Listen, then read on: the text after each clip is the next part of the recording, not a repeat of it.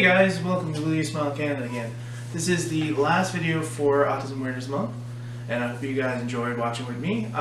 So today I'm going to be doing live questioning on our site. It's going to go live, but this will come on my channel so you guys get to see it too. So I hope you like and enjoy it, and I'll see you next time. Remember, like and subscribe, and I'll see you next time. Bye.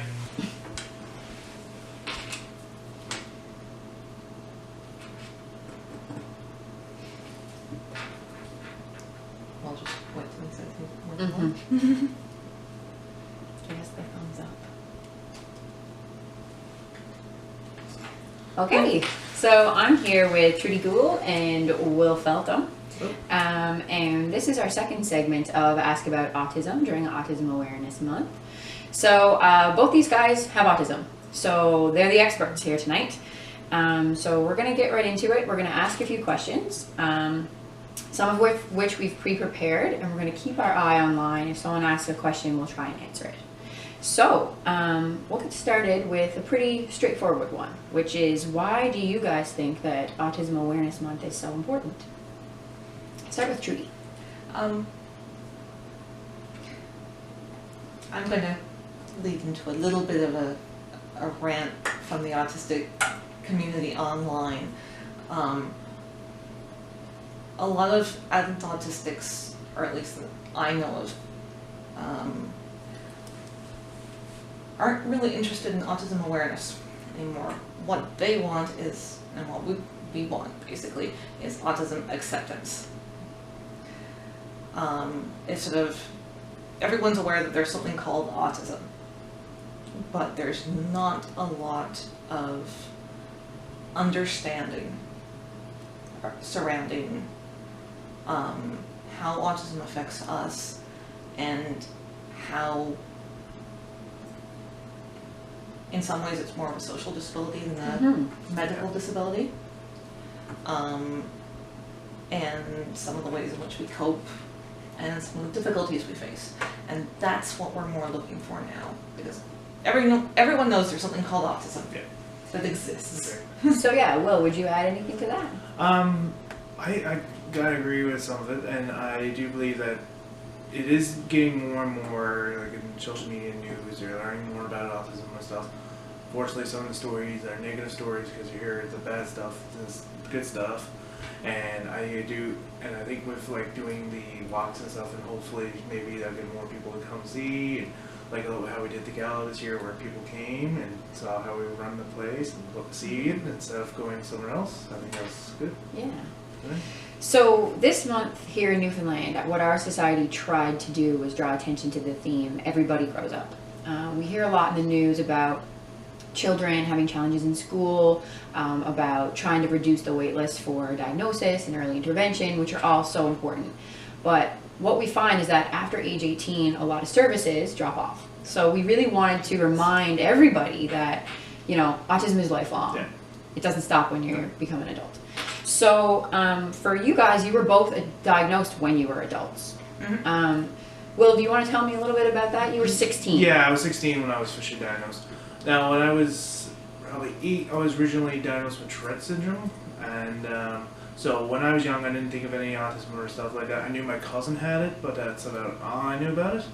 Then when I got a little older, because I was back when I was living in Nova Scotia, when I moved here, I was in grade 9, where I was going to see different doctors and stuff, and and then just as I was about to start high school, that's when I learned. So I was almost 16 then. So I always go, I was 16 because this age I can remember. Yeah. At it. So yeah, it's like, oh, okay. And as soon as I learned it, I'm like, cool, okay, I'll go with that. That's my life. That's all right.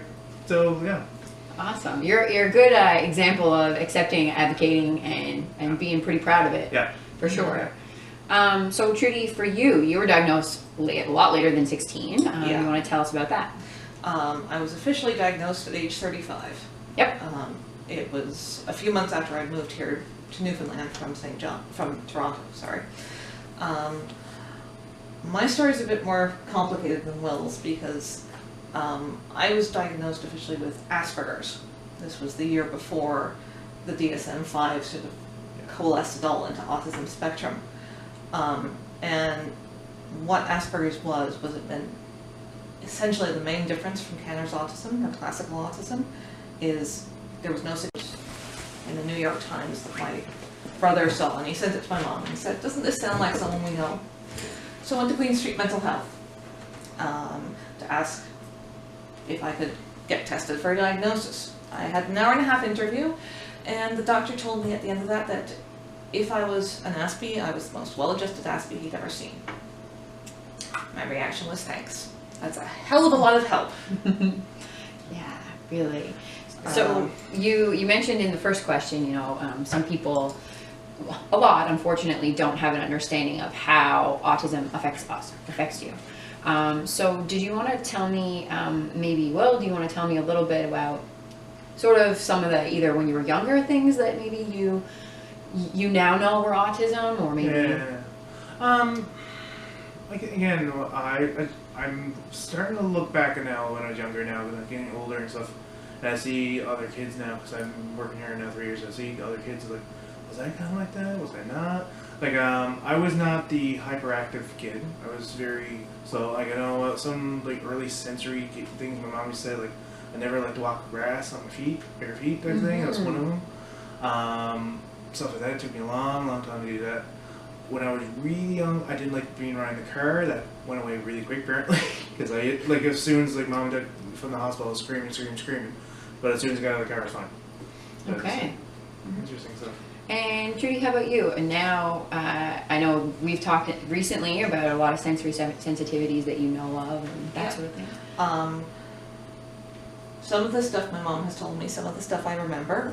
I used to hate getting my hands dirty. Yeah.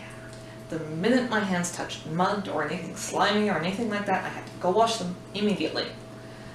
I still sometimes feel that, it's just not as strong these days. So my mom always says she was very unprepared for my sister, who was quite happy to play in the mud. I apparently used to speak in the monotone. I don't anymore. I think I write, and I think practicing that helped with that. But apparently I used to. I don't remember that. I used to swing on the swing in our backyard for hours. Hours on end. And that I know was definitely a stim. Affects the same sense that plane takeoffs and driving on the highway do, both of which I love. So you mentioned STIM. So for some of our listeners, they might not be familiar with that term. Yeah. So do you want to explain what you mean by STIM, spelled S-T-I-M? Okay, it's the short form for the term self-stimulation. In the diagnostic criteria, it's described as stereotypic behavior. It's basically any sort of little fidget that can affect your senses in such a way that it calms you down. It helps you regulate both your sensory input or behavior. It expresses emotion. Okay. And it can help you focus. Yeah. For example. Yeah, perfect example. Oh yeah. That was me. Everyone stims. Yeah. Tapping your fingers, fiddling with your hair. I twist my ring. Yeah. Twisting rings. Like I said, driving on the highway. I never actually feel that when I'm a passenger on the highway, but I feel it when I drive on the highway. Yeah. And basically what it is they affect our senses in such a way as to help us do things. Help us keep ourselves under control. So, Will, you yourself, do you find that you stim now, or do you have friends that you know have certain things that they do? I stim and I know they know it, so I watch them. But I do, and I'm more. Mine is more when I rub my hands. I know that's what I still do to this day. Like, this is still one. Either I'm nervous or happy. It's usually what I do. So it could be either or. Never know. Yeah. That's that's the one I never got out. I slowly stopped rubbing my hands as much as I used to. Like, I don't do it as much.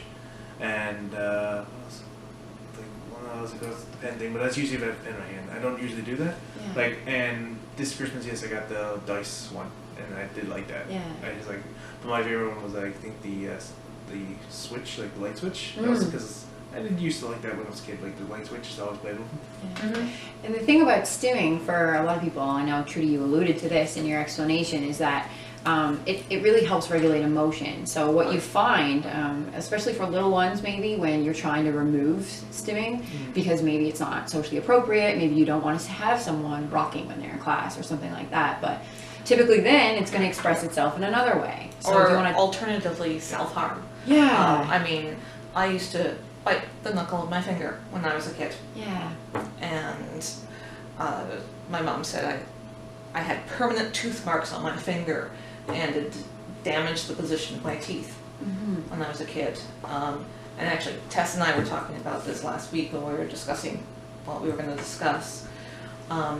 Because this is an area of interest to me in my self-advocacy and my general advocacy. Part of the problem with changing a stim, and there are some stims that do have to be changed. Some stims, like biting my finger, can be self-harming. Some stims you don't want to do in public places, though you might not mind them in private or with friends or whatever, people who understand. Part of the problem is stimming hits, whatever stim you use tends to hit a bunch of different senses. And if you want to replace a stim, you have to make sure the replacement one, because you can't just stop stimming, you need to have a replacement, because otherwise you're going to have meltdowns. But you need to make sure the replacement hits the same senses. Yeah. And I actually printed out a list of examples that,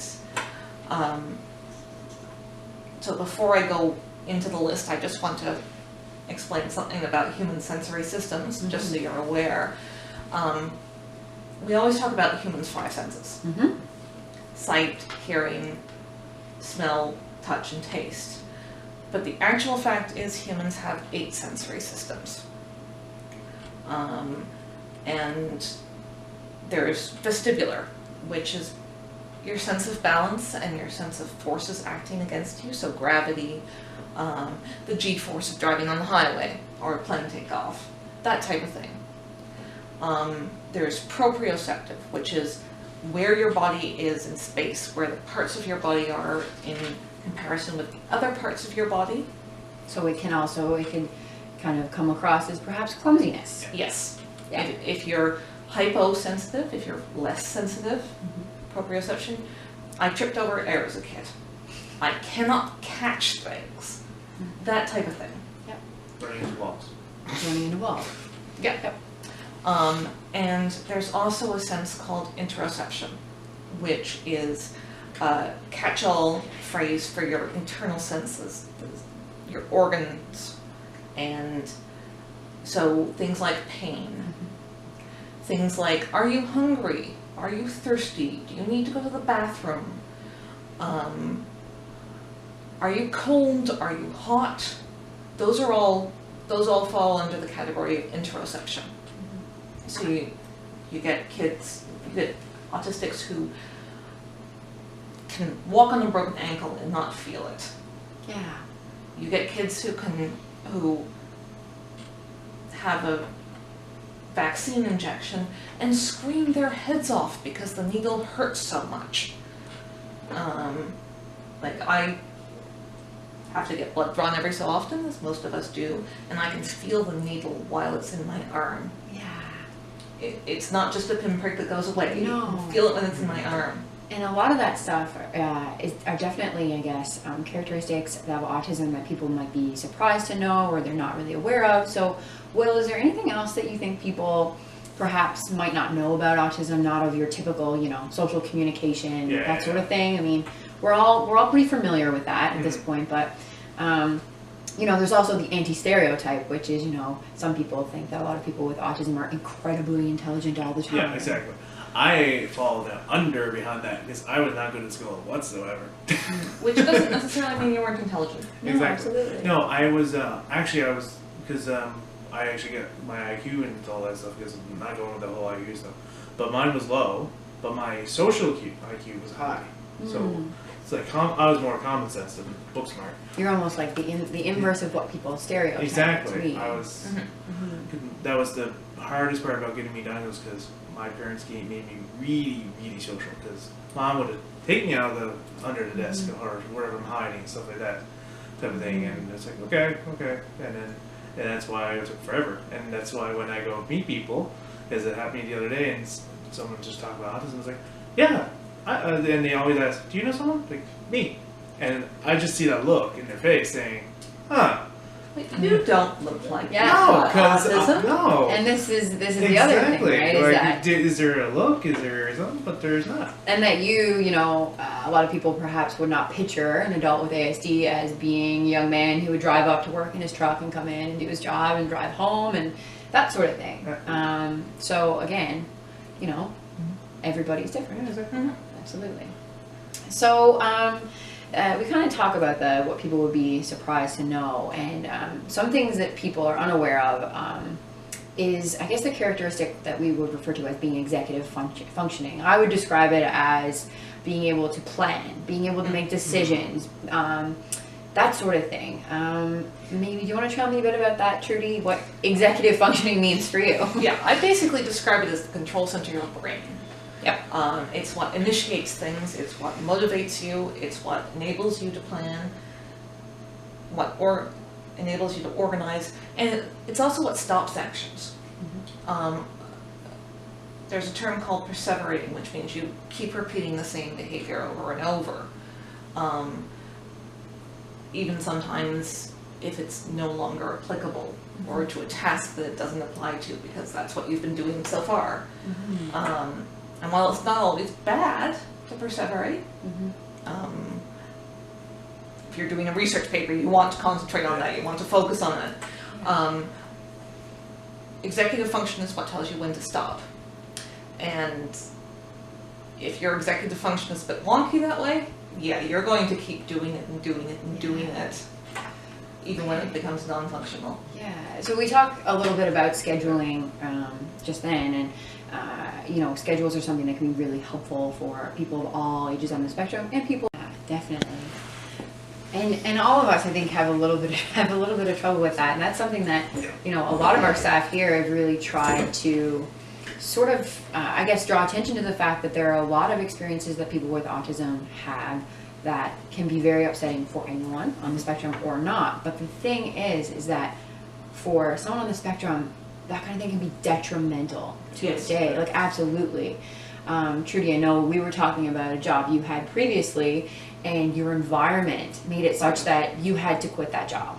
Yeah. So we're talking a lot about accessibility in the province this week. I know everyone's kind of tuned into it. So maybe if you want to touch a little bit on, maybe we'll get Will to describe a couple things that are in the environment that can kind of be adjusted, and then maybe you can talk about that experience in your old workplace. Yep.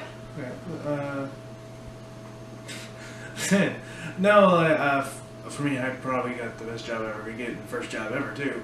Being so easy to be just yourself and fine type of thing. But there was a few things, and I adjusted that, and I'm working on it, and I'm much changed since 3 years being here and stuff, and I'm very proud of that. And but yeah, for like adjustments, so like sometimes it's like there's times like okay, I feel overtired, overrun. Just gotta slow down for 5 seconds. Just gotta stop, and it's all right. And then just think, okay, what do I gotta do next? Okay. Sometimes I have a problem with finishing too quick, and I go, okay, I gotta slow down, think what you're doing, okay, let's just look at it again, do it again, okay, I'm good. Yeah, kind of work your way through it, and that's definitely a skill that I think that you've really worked on over time, for sure, which is what's so cool to be talking to two people who have autism, because for teenagers or kids or parents who kind of would watch this or listen, they would know that, you know, it can be really, really rough, but you can also get to a point where you really work on those skills, and you can really contribute. You can be an awesome person in a workplace, and that's what's so awesome about it. So yeah, for me, I arrived here, I was looking for a job, didn't want to live off my parents, basically. And of course, what are some of the most common jobs that become available, but in the call center. Mm-hmm. Now I will say this, the people I worked with in the call center were great. If it had just been the people and if it was in a different environment, I probably would have not have quit, because they were great, they were really understanding, they were really, did their best to make things accessible. But it was working in a warehouse type building, which has hard walls that sound bounces off of. And I mean, even the carpeting and the cubicle lining that you see, the stereotypical cubicles, couldn't soften that enough. They had fluorescent lighting, which can, I'm very sensitive to light, I'm very sensitive to sound. They had CRT screens. Okay, none of these newfangled LCD screens, those weren't for them. And of course you were talking to people over the phone, and I'm better at analyzing faces than I am at analyzing voices in terms of emotional content and social communication.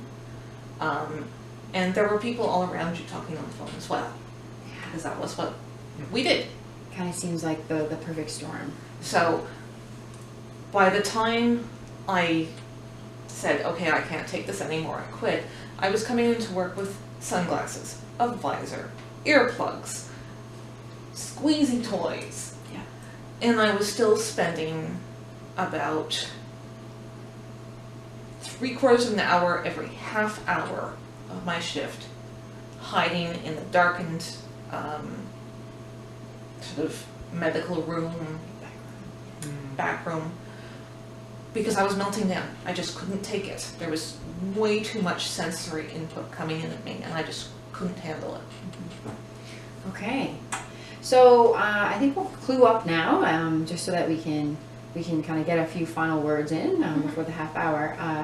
If there's something that you maybe would want to tell someone, I know you're really starting to hone your self-advocacy skills and your advocacy for other people. So is there anything that we've missed that you wanted to touch on?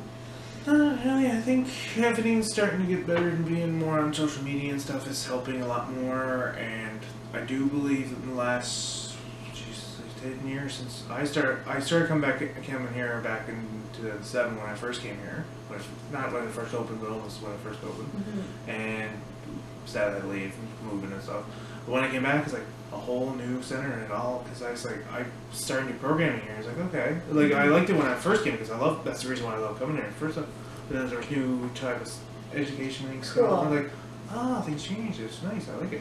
And you're a part of the Connections group, which I know for the point of doing these online is that everybody in the province can kind of tune in and learn and be a part of this. But for anyone who's outside of St. John's with Connections, we could encourage, get in touch via email. There's a bunch of awesome online chat groups and that sort of thing. And you know, you're a great resource. I'm sure if anyone would want to get in touch with you. I'm kind of now second in charge of the Connections group now. It's either me or the coordinator of it. So. Oh really? I didn't know. I'm kind of. There's days I'm kind of running it because he can't be there or he's got something else, so I got it. So for anyone, any adult who maybe is looking to get to know a few other people who are living their lives like them, they can get in touch with us. Okay, I might start coming back. There you go. So Trudy, was there anything that we didn't touch on kind of briefly? I know we've only got another couple minutes, but if there's anything you want someone to know.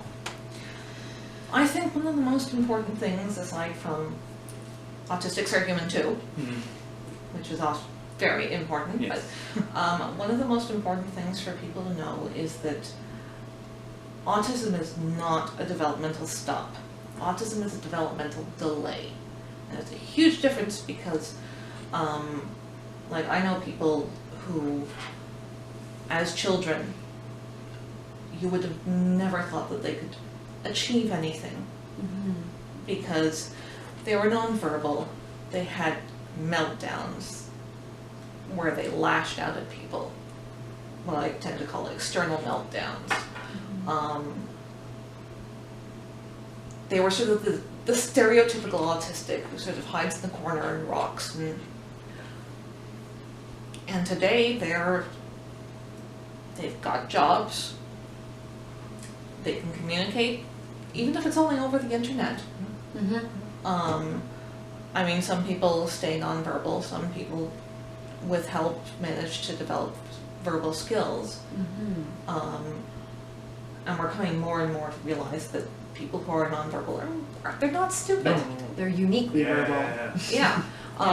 As long as they have a method of communication, you'd be surprised. A lot of autistics classified as low functioning in the old system. No. If they have a method of communication, they're not. No, I think. But yeah, so when we hear stories, there's a website called We Are Like Your Child, run by adult autistics who